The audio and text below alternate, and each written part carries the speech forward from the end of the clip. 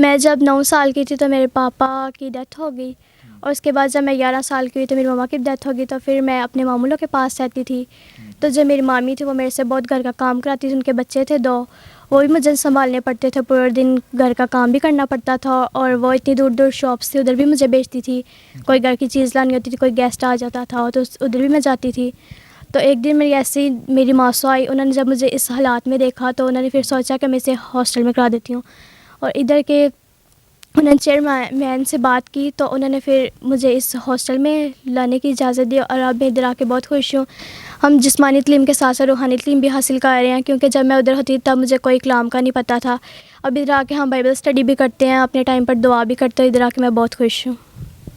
اب دیکھیں، پہلے آپ کی زندگی میں جو بھی مشکلات تھی خداوند نے آپ کو ان سے آزاد کیا.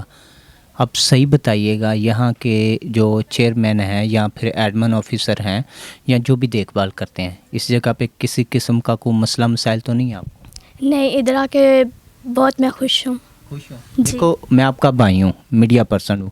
آپ لوگوں کے پاس آنے کا میرا مین مقصد یہ ہے کہ میں جان سکوں کہ آپ لوگ کتنے خوش ہیں. آیا اپنے گھروں سے تو مشکلات سے نکلے ہوئے ہیں، اس جگہ پر ہے، لیکن کوئی مسئلہ مسائل تو نہیں ہے، کوئی مارتا تو نہیں ہے، ڈانٹتا تو نہیں ہے؟ ڈانٹ تو دیکھیں ماں باپ بھی ڈانٹتے ہیں، لیکن مار شاد والا سسٹم نہیں، ادھر ہمارے سے، میں نے آگے بتایا کہ ہمارے سے بہت پیار سب بھی.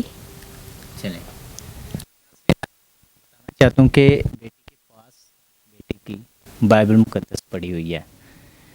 جس طرح یہ بچے تعلیم و تربیت میں آگے بڑھ رہے ہیں، اسی طرح ہی یہ بچے جو ہیں بائبل پکڑیے گا، اسی طرح یہ بچے جو ہیں روحانی تعلیم بھی حاصل کر رہے ہیں. یہ بیٹی نے اپنے پاس بائبل مقدس رکھی ہوئی ہے. یہ رات کو پڑھتے بھی ہیں یا پاس ویسے ہی رکھی ہوئی ہے؟ نہیں پڑھتی. پڑھتے ہیں، پکی بات ہے. چلیں، شاباش، خداوند آپ کے ساتھ ہو. شاباش. اور بھی بہت سارے بچے ہیں، ان سے بھی گفتگو